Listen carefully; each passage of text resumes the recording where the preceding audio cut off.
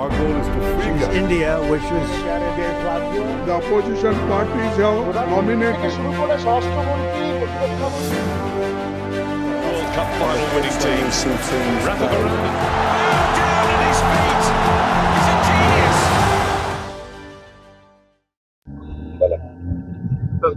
অযোগ্যদের তালিকা প্রকাশ করলো এসএসসি।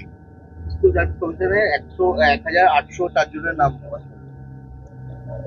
এখানে 8,000 লোকের কথা উঠছে, সেখানে 1,800 করলে কি করে হবে?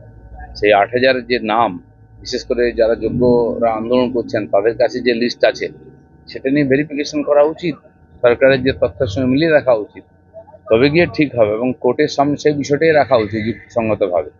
আর এগুলো করে জিনিসটাকে পুরোপুরি এখনো অন্ধকারে রাখার চেষ্টা হচ্ছে। জীবন কৃষ্ণ সাহা এবার ইমোশনাল হলেন, স্ত্রী এবং পুত্রকে দেখে কিন্তু ইমোশনাল কথাবার্তা বলছেন তিনি। ইমোশনাল গুলো নাটকবাজি।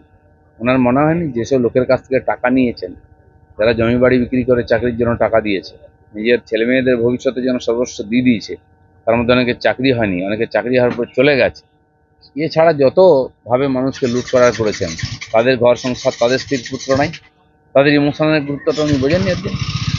এই 1800 জনের মধ্যে 1400 জনই আবার নতুন করে আবেদন করেছেন, এই যারা টেন্টেড, তো তাদেরকে কেন রাজ্য আবেদন করতে দিল? না, সরকার যদি ক্লিয়ার করে যে 1800 জনকে আমরা বাদ দেবো, সেটাকে ডিক্লেয়ার করতে হবে, তাদেরকে ব্ল্যাকলিস্টেড করতে হবে।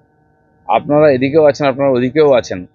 আসলে রাজ্য সরকার চায় না এই সমস্যার সমাধান হোক, চায় ওই যে বাকি যা 18,000 লোক আছে যারা সত্যি সত্যি মানে পরীক্ষা দিয়ে চাকরি পেয়েছেন, তাদের ভবিষ্যৎ নিয়ে সরকারের কোনো চিন্তা নেই। যাদের কাছ থেকে টাকা নিচ্ছে ওদের নেতারা, সরকারের লোকেরা তাদের প্রতি দায়বদ্ধ আর তাদের নিয়ে বেশি চিন্তিত।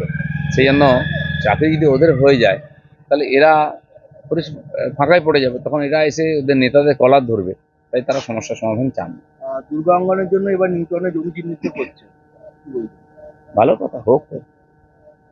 বাংলাও কথা বলা যে অপরাধে পাওয়া গেল চাকরি, অভিযোগে ভাঙড়ের মলমুড়ি এলাকার বেসরকারি কোম্পানি। বাংলায় কথা বলে কারো চাকরি যায় আমরা জানি না। এটা সেই যদি বাংলাদেশি হয়, তার কাছে ভারতীয় পরিচয়পত্র ঠিক না থাকে, তো ভারতে কোনো চাকরি সে করতে পারবে না। দুজন দাদা যারা নিউটনে থাকেন তারা চাকরি পেয়েছিলেন, এখন তাদেরও কালির দাগের মধ্যে নিউটাউনে থাকুন আর বোম্বেতে থাকুন, তার কাছে বৈধ পরিচয়পত্র ভারতবর্ষে আছে, বড় কথা। সারা ভারতবর্ষে বাংলাদেশে ছড়িয়ে পড়েছে, তাদের এই ভারতবর্ষে চাকরি বাকরি এখানকার উপার্জন করার কোনো অধিকার নেই। এই 1800 জনের মধ্যে অনেক তৃণমূল নেতা, এমনকি কাউন্সিলর পর্যন্ত রয়েছে। হ্যাঁ, আমরা জানি এই 1800 বা 8,000 যারা আছেন ফর্জি, যারা টাকা দিয়ে চাকরি পেয়েছে বা টাকা না দিয়েও তারা অবৈধভাবে চাকরি পেয়েছে পরীক্ষা না দিয়ে, তারা টিএমসি নেতার আত্মীয় স্বজন, তার বাড়ির লোক, তাদের পরিচিত, তারা অনেকেই আছে, আর সেটা আমরা জানি এবং সেটা প্রকাশ্যেও আসছে আস্তে আস্তে।